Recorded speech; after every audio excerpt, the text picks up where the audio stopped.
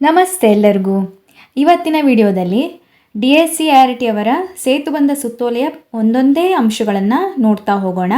ಈ ವಿಡಿಯೋ ನಿಮಗೆ ಸ್ವಲ್ಪನಾದರೂ ಉಪಯೋಗ ಆಗಿದೆ ಅಂತ ಅನಿಸಿದರೆ ಪ್ಲೀಸ್ ನನ್ನ ಚಾನೆಲ್ನ ಸಬ್ಸ್ಕ್ರೈಬ್ ಮಾಡ್ಕೋತೀರಾ.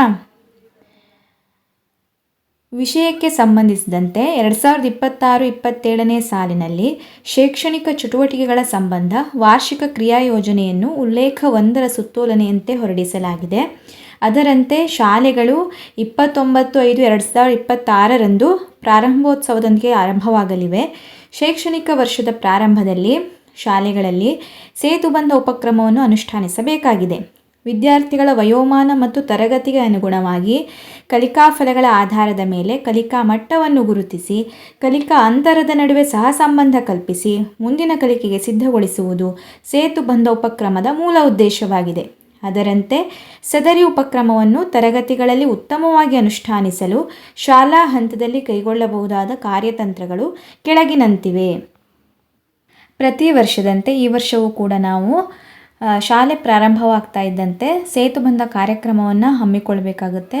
ಅದರಂತೆ ಅದಕ್ಕೆ ಪ್ರಶ್ನೆ ಪತ್ರಿಕೆಯನ್ನು ರೂಪಿಸಿ ಮಾದರಿ ಉತ್ತರವನ್ನು ಬರೆದುಕೊಂಡು ಮಕ್ಕಳಿಗೆ A-B ಅಂತ ಗ್ರೇಡ್ಗಳನ್ನು ಕೊಟ್ಟು ನಾವು ಮಕ್ಕಳನ್ನು FLN ಮಕ್ಕಳನ್ನು ಗುರುತಿಸ್ಕೊಳ್ಳೋದು, ಅವರಿಗೆ ಪರಿಹಾರ ಬೋಧನೆಯನ್ನು ಮಾಡೋದು, ನೆಕ್ಸ್ಟು ಸಾಫಲ್ಯ ಪರೀಕ್ಷೆಯನ್ನು ಮಾಡೋದ್ರ ಕುರಿತು ಒಂದಿಷ್ಟು ಅಂಶಗಳನ್ನು ನೋಡ್ತಾ ಹೋಗೋಣ.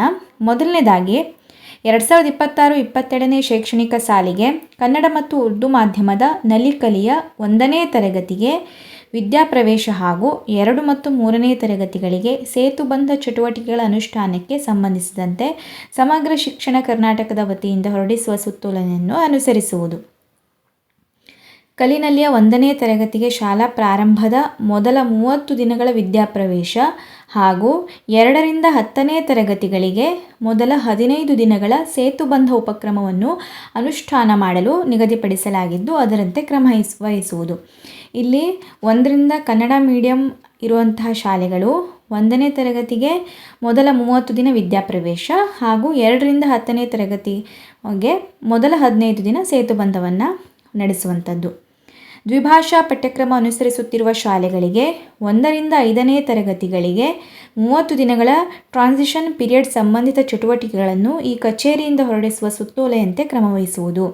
ಯಾವ ಯಾವ ಶಾಲೆಗಳಲ್ಲಿ ದ್ವಿಭಾಷಾ ಪಠ್ಯಕ್ರಮವನ್ನು ಅನುಸರಿಸುತ್ತಾರೋ ಅಂತಹ ಶಾಲೆಗಳೇನು ಮಾಡೋದು, 1ರಿಂದ 5ನೇ ತರಗತಿವರೆಗೂ ಕೂಡ 30 ದಿನಗಳ ಟ್ರಾನ್ಸಿಷನ್ ಪೀರಿಯಡ್ ಚಟುವಟಿಕೆಗಳನ್ನು ಹಮ್ಮಿಕೊಳ್ಳೋದು, ಅದಕ್ಕೆ ಒಂದು ಸುತ್ತೋಲೆ ಬರುತ್ತೆ. ನೆಕ್ಸ್ಟು ಉಳಿದಂತೆ 4ರಿಂದ 10ನೇ ತರಗತಿಗಳವರೆಗೆ 15 ದಿನಗಳ ಸೇತುಬಂಧ ಉಪಕ್ರಮವನ್ನು ಆಯೋಜಿಸುವುದು. ನೈದಾನಿಕ ಅವಲೋಕನ ಪರೀಕ್ಷೆಯು 2 ಸ್ವರೂಪದ ಪ್ರಶ್ನೆಗಳನ್ನು ಹೊಂದಿರಬೇಕು. 40% FLN, 60% ಹಿಂದಿನ ತರಗತಿಗಳಿಗೆ ಅನುಗುಣವಾಗಿ ಗಳಿಸಬೇಕಾದ ಅಪೇಕ್ಷಿತ ಕಲಿಕಾ ಫಲಗಳನ್ನು ಆಧರಿಸಿದ ಪ್ರಶ್ನೆಗಳು. ಇಲ್ಲಿ ನಾವು ಕಲಿಕಾ ಫಲಗಳನ್ನು ಮೊದಲನೇದಾಗಿ ಬರೆದುಕೊಂಡು ಆ ಕಲಿಕಾ ಫಲಗಳನ್ನು ಉದ್ದೇಶವಾಗಿಟ್ಟುಕೊಂಡು ಪ್ರಶ್ನೆ ಪತ್ರಿಕೆಯನ್ನು ರಚನೆ ಮಾಡ್ಕೋಬೇಕಲ್ವಾ. ಆ ಪ್ರಶ್ನೆ ಪತ್ರಿಕೆ ಯಾವ ರೀತಿಯಾಗಿರಬೇಕು, ಟೋಟಲ್ 10 ಪ್ರಶ್ನೆಯನ್ನು ಇಟ್ಕೊಂಡ್ರೆ ನಾವು ಅದರಲ್ಲಿ 40% FLNಗೆ ಸಂಬಂಧಿಸಿದಂತಹ ಪ್ರಶ್ನೆಗಳನ್ನು ಇಟ್ಕೋಬೇಕು. ಅದೇ ರೀತಿಯಾಗಿ 60% ಹಿಂದಿನ ಒಂದು ತರಗತಿಯಲ್ಲಿ ಅವರು ಏನು ಕಲಿತಿದ್ದಾರಲ್ಲೋ ಅದರ ಕುರಿತು ಪ್ರಶ್ನೆಗಳನ್ನು ಇಟ್ಕೋಬೇಕು. 4ರಿಂದ 10ನೇ ತರಗತಿಗಳ FLN ಮತ್ತು ಅಪೇಕ್ಷಿತ ಕಲಿಕಾ ಫಲಗಳ ಪಟ್ಟಿಯನ್ನು ಇದರೊಂದಿಗೆ ಅನುಬಂಧಿಸಿದೆ. ಆ ಅಪೇಕ್ಷಿತ ಕಲಿಕಾ ಫಲಗಳನ್ನು ನಾವು ಬರೆದುಕೋಬೇಕು. ಆ ಒಂದು ಕಲಿಕಾ ಫಲಗಳಿಗೆ ಅನುಗುಣವಾಗಿ ಪ್ರಶ್ನೆ ಪತ್ರಿಕೆಯನ್ನು ರಚನೆ ಮಾಡ್ಕೋಬೇಕು. ಲಗತ್ತಿಸಿರುವ ಅನುಬಂಧದಲ್ಲಿ FLN ಸಂಬಂಧಿತ ಕಲಿಕಾ ಫಲಗಳು ಹಾಗೂ ತರಗತಿವಾರು ಅಪೇಕ್ಷಿತ ಕಲಿಕಾ ಫಲಗಳನ್ನು ನೀಡಲಾಗಿದ್ದು ಶಿಕ್ಷಕರು ತಮ್ಮ ತರಗತಿಯ ಪರಿಸರಕ್ಕೆ ಅನುಗುಣವಾಗಿ ಸೇತುಬಂಧ ಉಪಕ್ರಮವನ್ನು ಆಯೋಜಿಸುವುದು. ಈ ಒಂದು ಸೇತುಬಂಧ ಯಾವ ರೀತಿಯಾಗಿ ನಡೆಸ್ತೀವಿ ನಾವು, ಮೊದಲನೇದಾಗಿ ಪೂರ್ವ ಪರೀಕ್ಷೆ ಮಾಡ್ಕೋತೀವಿ, ಆಮೇಲೆ ಪರಿಹಾರ ಬೋಧನೆ, ಕೊನೆಯದಾಗಿ ಸಾಫಲ್ಯ ಪರೀಕ್ಷೆ. ಪೂರ್ವ ಪರೀಕ್ಷೆ ಹಾಗೂ ಸಾಫಲ್ಯ ಪರೀಕ್ಷೆಗಳನ್ನು ನಡೆಸಲು FLNಗೆ 4 ಪ್ರಶ್ನೆಗಳು ಮತ್ತು ತರಗತಿ ಮತ್ತು ವಿಷಯವಾರು ಅಪೇಕ್ಷಿತ ಕಲಿಕಾ ಫಲಗಳಿಗೆ 6 ಪ್ರಶ್ನೆಗಳು, ಒಟ್ಟು 10 ಪ್ರಶ್ನೆಗಳ ಪ್ರಶ್ನೆ ಪತ್ರಿಕೆಗಳನ್ನು ಸಿದ್ಧಪಡಿಸುವುದು. ಈಗ ಟೋಟಲ್ 10 ಪ್ರಶ್ನೆಯಲ್ಲಿ 4 ಪ್ರಶ್ನೆಗಳು FLNಗೆ ಸಂಬಂಧಿಸಿದ್ದು, ಹಾಗೆ ಉಳಿದಂಥ 6 ಪ್ರಶ್ನೆಗಳು ಹಿಂದಿನ ಒಂದು ತರಗತಿಯ ಕಲಿಕಾ ಫಲಗಳಿಗೆ ಸಂಬಂಧಿಸಿರುವಂಥದ್ದು. ಕಲಿಕಾ ಫಲಗಳ ಗಳಿಕೆಯನ್ನು ದೃಢೀಕರಿಸಲು ಹೆಚ್ಚಿನ ಪ್ರಶ್ನೆಗಳ ಅವಶ್ಯಕತೆ ಇದ್ದಲ್ಲಿ ಪ್ರಶ್ನೆಗಳನ್ನು ಮೌಖಿಕವಾಗಿ ಕೇಳುವುದು. ಇಲ್ಲಿ ಒಟ್ಟು 10 ಪ್ರಶ್ನೆಯನ್ನು ನಾವು ಲಿಖಿತವಾಗಿ ಇಟ್ಕೊಂಡ್ರೆ, ಇನ್ನೂ ನಮಗೆ ಪ್ರಶ್ನೆ ಬೇಕು ಅಂತ ಇದ್ದಾಗ ಅದಕ್ಕೆ ಮೌಖಿಕ ಪ್ರಶ್ನೆಗಳನ್ನು ನಾವು ತಯಾರು ಮಾಡಿಕೊಳ್ಳೋದು. ಪೂರ್ವ ಪರೀಕ್ಷೆಯ ಉತ್ತರಗಳನ್ನು ಮೌಲ್ಯಮಾಪನ ಮಾಡುವಾಗ ಪ್ರಶ್ನಾವಾರು ಮೌಲ್ಯಮಾಪನ ಮಾಡುವುದು. ಪೂರ್ಣ ಪ್ರಮಾಣದಲ್ಲಿ ಉತ್ತರಿಸಿದಲ್ಲಿ ಎ ಎಂದು, ಅಪೂರ್ಣ ಅಥವಾ ಭಾಗಶಃ ಉತ್ತರವಿದ್ದಲ್ಲಿ ಬಿ ಎಂದು ಗುರುತಿಸಿ ಶಾಲಾ ಶೈಕ್ಷಣಿಕ ಯೋಜನೆಯಲ್ಲಿ ದಾಖಲಿಸುವುದು. ಪ್ರತಿ ವರ್ಷವನ್ನು ನಾವು ಇದೇ ಥರ ಮಾಡ್ಕೋತೀವಿ ಅಲ್ವಾ. ಉತ್ತರ ಪೂರ್ತಿಯಾಗಿ ಸರಿಯಾಗಿದ್ದರೆ ಎ, ಅರ್ಧ ಸರಿ ಅಥವಾ ತಪ್ಪಾಗಿದ್ದರೆ ಬಿ ಅಂತ ಮಾಡಿಕೊಂಡು ಸ್ಯಾಪಲ್ಲಿ ದಾಖಲೆ ಮಾಡೋದು. 2026-27ನೇ ಸಾಲಿಗೆ ಶಾಲಾ ಶೈಕ್ಷಣಿಕ ಯೋಜನೆಯ ನಮೂನೆಗಳನ್ನು ಪರಿಷ್ಕರಿಸಲಾಗಿದ್ದು ಅದರಂತೆ ಕ್ರಮವಹಿಸುವುದು. 4ರಿಂದ 10ನೇ ತರಗತಿಯವರೆಗೆ ಪ್ರಶ್ನೆ ಪತ್ರಿಕೆಯ 1ರಿಂದ 4ನೇ ಪ್ರಶ್ನೆಗಳಲ್ಲಿ ಬಿ ಗ್ರೇಡ್ ಪಡೆದಿರುವ ವಿದ್ಯಾರ್ಥಿಗಳನ್ನು FLN ಸಾಧಿಸದೇ ಇರುವ ವಿದ್ಯಾರ್ಥಿಗಳು ಎಂದು ಗುರುತಿಸಿಕೊಳ್ಳುವುದು. ಪ್ರಶ್ನೆ ಪತ್ರಿಕೆಯ 5ರಿಂದ 10ನೇ ಪ್ರಶ್ನೆಗಳಲ್ಲಿ ಬಿ ಗ್ರೇಡ್ ಪಡೆದಿರುವ ವಿದ್ಯಾರ್ಥಿಗಳನ್ನು ಅಪೇಕ್ಷಿತ ಕಲಿಕಾ ಫಲಗಳನ್ನು ಸಾಧಿಸದೆ ಕಲಿಕಾ ಅಂತರ ಇರುವ ವಿದ್ಯಾರ್ಥಿಗಳು ಎಂದು ಗುರುತಿಸಿಕೊಳ್ಳುವುದು. ನಾವು ಇಲ್ಲಿ ಟೋಟಲ್ 10 ಪ್ರಶ್ನೆಯನ್ನು ತೆಗೆದುಕೊಂಡಿರ್ತೀವಿ. ಅದರಲ್ಲಿ 1ನೇ ಪ್ರಶ್ನೆಯಿಂದ 4ನೇ ಪ್ರಶ್ನೆ FLNಗೆ ಸಂಬಂಧಿಸಿದ್ದಾಗಿರುತ್ತೆ. ಈ 1ರಿಂದ 4ನೇ ಪ್ರಶ್ನೆಯಲ್ಲಿ ಯಾವ್ಯಾವ ಮಕ್ಕಳು ಬಿ ಗ್ರೇಡ್ ತೆಗೆದುಕೊಳ್ಳಿರ್ತಾರೋ ಅಂತಹ ವಿದ್ಯಾರ್ಥಿಗಳನ್ನು ನಾವು FLN ಸಾಧಿಸದೇ ಇರುವ ವಿದ್ಯಾರ್ಥಿಗಳು ಎಂದು ಗುರುತಿಸ್ಕೋಬೇಕಾಗುತ್ತೆ.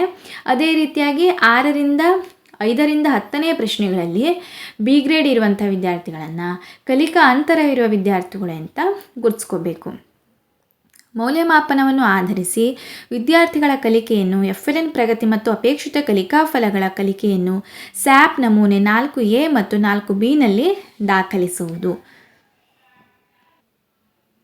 ಬಿ ಗ್ರೇಡ್ ಪಡೆದಿರುವ ವಿದ್ಯಾರ್ಥಿಗಳ ಮಾಹಿತಿಯನ್ನು ಸ್ಯಾಪ್ ನಮೂನೆ 5A ಮತ್ತು 5Bನಲ್ಲಿ ದಾಖಲಿಸುವುದು. FLN ಮತ್ತು ಅಪೇಕ್ಷಿತ ಕಲಿಕಾ ಫಲಗಳಿಗೆ ಅನುಗುಣವಾಗಿ ಚಟುವಟಿಕೆಗಳನ್ನು ಪ್ರತ್ಯೇಕವಾಗಿ ರೂಪಿಸಿಕೊಂಡು ಬಿ ಗ್ರೇಡ್ ಪಡೆದಿರುವ ವಿದ್ಯಾರ್ಥಿಗಳಿಗೆ ಪರಿಹಾರ ಬೋಧನೆಯನ್ನು ಕೈಗೊಳ್ಳುವುದು. ಇಲ್ಲಿ ನಾವು FLN ಮಕ್ಕಳಿಗೆ ಅವರಿಗೆ ಅನುಗುಣವಾದ ಚಟುವಟಿಕೆಗಳನ್ನು, ಅದೇ ರೀತಿಯಾಗಿ ಅಪೇಕ್ಷಿತ ಕಲಿಕಾ ಫಲಗಳನ್ನು ಸಾಧಿಸದೇ ಇರುವಂಥ ವಿದ್ಯಾರ್ಥಿಗಳಿಗೆ ಆ ವಿದ್ಯಾರ್ಥಿಗಳಿಗೆ ಅನುಗುಣವಾಗಿ ಬೇರೆ ಬೇರೆ ಚಟುವಟಿಕೆಗಳನ್ನು ಹಮ್ಮಿಕೊಂಡು ಪರಿಹಾರ ಬೋಧನೆಯನ್ನು ಕೈಗೊಳ್ಳೋದು.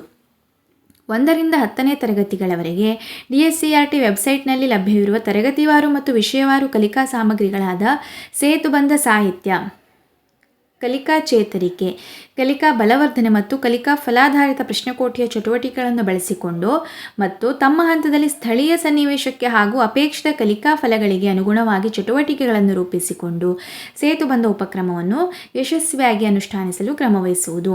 ವಿದ್ಯಾರ್ಥಿಗಳ ಕಲಿಕಾ ಅನುಭವಗಳನ್ನು ಆಧರಿಸಿ ರಸಪ್ರಶ್ನೆ, ಲಿಖಿತ ಹಾಗೂ ಮೌಖಿಕ ಪ್ರಶ್ನೋತ್ತರ, ಸರಳ ಯೋಜನೆಗಳು, ಸರಳ ಚಟುವಟಿಕೆಗಳು, ಸಂಭಾಷಣೆ, ಅಭ್ಯಾಸ ಹಾಳೆಗಳು, ಗೃಹಪಾಠ ಮತ್ತು ಇನ್ನಿತರ ಚಟುವಟಿಕೆಗಳನ್ನು ಮೌಲ್ಯಮಾಪನ ಮಾಡುವುದು. ಪರಿಹಾರ ಬೋಧನೆಯ ನಂತರ ನಿಗದಿಪಡಿಸಿದ ಕಲಿಕಾ ಫಲಗಳಿಗೆ ಅನುಗುಣವಾಗಿ ಸಾಫಲ್ಯ ಪರೀಕ್ಷೆಯನ್ನು ಕೈಗೊಂಡು ಅದರ ಮೌಲ್ಯಮಾಪನವನ್ನು ಆಧರಿಸಿ ವಿದ್ಯಾರ್ಥಿಗಳ ಕಲಿಕೆಯನ್ನು ಪೂರ್ವ ಪರೀಕ್ಷೆಯಲ್ಲಿ ಗುರುತಿಸಿದಂತೆ ಎ ಮತ್ತು ಬಿ ಎಂದು ಗುರುತಿಸಿ ಸ್ಯಾಪ್ ನಮೂನೆ 4A ಮತ್ತು 4Bನಲ್ಲಿ ದಾಖಲಿಸುವುದು.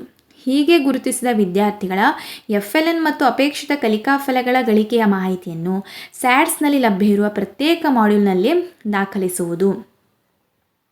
ಇಲ್ಲಿ ನಮೂನೆ 4A ಮತ್ತು 4B ಸ್ಯಾಪ್ನಲ್ಲಿ ಹೇಗೆ ದಾಖಲಿಸ್ತೀವೋ ಅದೇ ರೀತಿಯಾಗಿ ಸ್ಯಾಟ್ಸ್ನಲ್ಲೂ ಕೂಡ ಪ್ರತ್ಯೇಕ ಮಾಡ್ಯೂಲ್ಗಳಲ್ಲಿ ದಾಖಲೆ ಮಾಡಬೇಕಾಗುತ್ತೆ.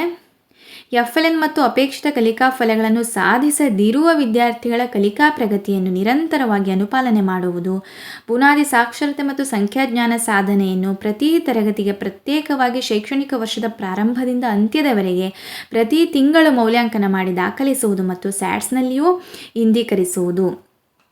ಅಪೇಕ್ಷಿತ ಕಲಿಕಾ ಫಲಗಳನ್ನು ಸಾಧಿಸದೇ ಇರುವ ವಿದ್ಯಾರ್ಥಿಗಳಿಗೆ ಪರಿಹಾರ ಕ್ರಮಗಳನ್ನು ಕೈಗೊಂಡು ಸೆಪ್ಟೆಂಬರ್ ಅಂತ್ಯ ಮತ್ತು ಡಿಸೆಂಬರ್ ಅಂತ್ಯಕ್ಕೆ ಮೌಲ್ಯಾಂಕನ ಮಾಡಿ ಶಾಲಾ ಶೈಕ್ಷಣಿಕ ಯೋಜನೆಯಲ್ಲಿ ದಾಖಲಿಸುವುದು ಮತ್ತು ಸ್ಯಾಟ್ಸ್ನಲ್ಲಿಯೂ ಇಂದೀಕರಿಸುವುದು. ವಿದ್ಯಾರ್ಥಿಗಳ ಪ್ರಗತಿಯನ್ನು ಆಧರಿಸಿ ಶಾಲಾ ಶೈಕ್ಷಣಿಕ ಯೋಜನೆಯನ್ನು ಸಿದ್ಧಪಡಿಸಿ ಪ್ರತಿ ಮಗುವಿನ ಕಲಿಕಾ ಪ್ರಗತಿಗೆ ನಿರಂತರವಾಗಿ ಅನುಪಾಲನೆ ಮಾಡುವುದು.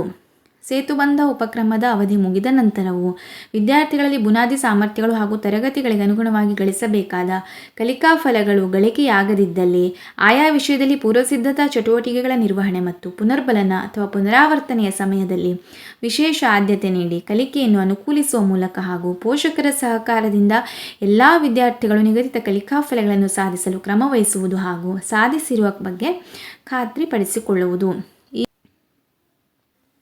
ಸೇತುಬಂಧಕ್ಕೆ ಸಂಬಂಧಿಸಿದ ಒಂದು ಸುತ್ತೋಲೆಯನ್ನು ನಾವು ನೋಡಿದ್ವಿ. ಹಿಂದಿನ ವರ್ಷವೂ ಕೂಡ ನಾವು ಸೇತುಬಂಧ ಪ್ರಶ್ನೆ ಪತ್ರಿಕೆಯಲ್ಲಿ FLN ಕುರಿತಂತೆ ಕಲಿಕಾ ಫಲಗಳನ್ನು ಪಟ್ಟಿ ಮಾಡಿಕೊಂಡಿದ್ವಿ. ಈ ಒಂದು ವರ್ಷವನ್ನು ಕೂಡ FLN ಮತ್ತು ಹಿಂದಿನ ವರ್ಷದ ಏನು ಅಪೇಕ್ಷಿತ ಕಲಿಕಾ ಫಲಗಳಿರುತ್ತೆ ಅವೆರಡರನ್ನೂ ಬರ್ಕೊಂಡು ಆ ಒಂದು ಕಲಿಕಾ ಫಲಗಳಿಗೆ ಅನುಗುಣವಾಗಿ ನಾವು ಪ್ರಶ್ನೆ ಪತ್ರಿಕೆಯನ್ನು ಬರ್ಕೋಬೇಕು. ಫಸ್ಟು ಸೇತುಬಂಧ ಪೂರ್ವ ಪರೀಕ್ಷೆಯನ್ನು ಮಾಡಿ ಗ್ರೇಡ್ಗಳನ್ನು ಎಂಟ್ರಿ ಮಾಡ್ಕೋತೀವಿ. ಅದರಲ್ಲಿ ಯಾರು FLN ಅಥವಾ ಯಾರು ಹಿಂದಿನ ಒಂದು ತರಗತಿಯ ಅಪೇಕ್ಷಿತ ಕಲಿಕಾ ಫಲಗಳನ್ನು ಸಾಧಿಸಿಲ್ಲ ಅಂತ ಪಟ್ಟಿ ಮಾಡ್ಕೋತೀವಿ. ಅಂಥವರಿಗೆ ಪರಿಹಾರ ಬೋಧನೆಯನ್ನು ಮಾಡ್ಕೋತೀವಿ.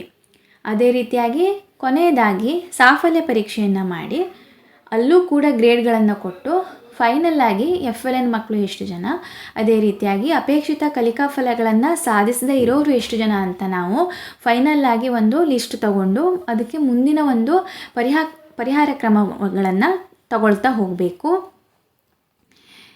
ಮುಂದಿನ ವಿಡಿಯೋದಲ್ಲಿ FLN ಮತ್ತು ಅಪೇಕ್ಷಿತ ಕಲಿಕಾ ಫಲಗಳ ಪಟ್ಟಿ ಅದೇ ರೀತಿಯಾಗಿ ಅದಕ್ಕೆ ಸಂಬಂಧಿಸಿದಂತಹ ಪ್ರಶ್ನೆ ಪತ್ರಿಕೆಗಳನ್ನು ನೋಡೋಣ.